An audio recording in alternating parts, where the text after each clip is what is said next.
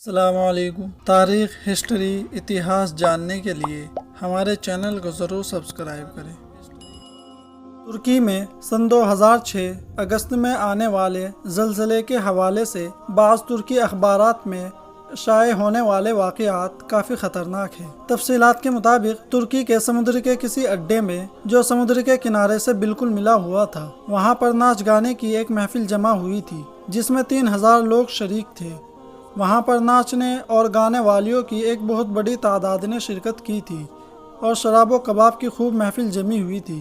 اس مجلس کے لیے اسرائیل سے خصوصی طور پر یہودی ناچنے اور گانے والی لڑکیاں بلائی گئی تھی جو انتہائی درجے تک بے حیا تھی۔ اس مجلس میں 30 سے زائد ترکی جنرل شریک تھے۔ بتایا جاتا ہے کہ اس وقت جبکہ انتہائی بے حیائی اور فحش مناظر پر مجلس چل رہی تھی کہ ایک ترکی جنرل نے ایک کیپٹن کے ذریعے قرآن کریم کا ایک نسخہ منگوایا اور اسے پڑھنے کو کہا۔ جب اس نے پڑھا تو اس سے اس کی تفسیر پوچھی تو اس نے لا علمی کا اظہار کیا۔ اس کے بعد جنرل نے قرآن کریم کے نسخے کو لے لیا اور پھاڑ کر ناچتے ہوئے یہودی اور ترکی لڑکیوں کے پاؤں کے نیچے ڈال دیے۔ ساتھ یہ بھی کہا کہ اس قرآن کو نازل کرنے والا کہاں ہے، حالانکہ اس میں اس بات کا بھی ذکر ہے کہ ہم نے اس قرآن کو نازل کیا اور ہم اس کی حفاظت کرنے والے ہیں۔ اس قرآن کو اتارنے والا کہاں ہے جو اس کی حفاظت اور اس کی مدد کرے گا۔ اس دوران اس قرآن کریم کو لانے والے کیپٹن پر انتہائی خوف طاری ہو گیا۔ اچانک وہ تیزی سے سمندری اڈے سے باہر آ گیا۔ شاید اس کی وجہ یہ ہو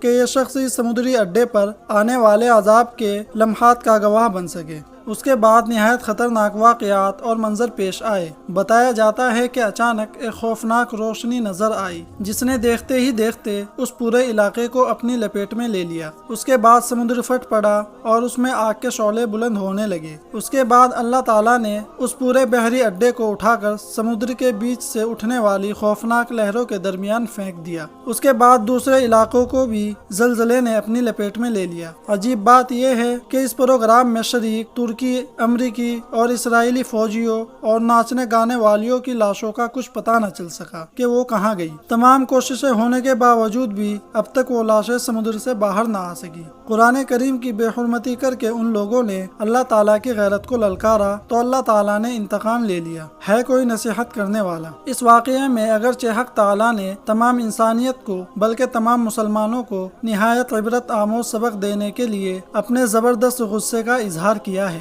جس سے پہلی بات یہ ثابت ہوئی کہ قرآن پاک واقعی اللہ تعالیٰ کی کتاب ہے اور اللہ ہی کی آسمانی کتاب ہے، کیونکہ اگر یہ اللہ کی چیز اور اس کی آسمانی کتاب نہ ہوتی تو اللہ تعالیٰ کو شاید غصہ نہ آتا۔ کیا کسی انسان دوارا لکھی گئی کتاب کی بے حرمتی اور بے ادبی کرنے پر اللہ تعالیٰ کو غصہ آیا ہے؟ ظاہر ہے انسانی عقل اور شعور کے اعتبار سے غصہ اسی کو آتا ہے جس کی چیز ہوتی ہے۔ یہ بات نہیں کہ چیز کسی کی خراب اور برباد ہو مگر اس پر غصہ کسی اور کو آئے۔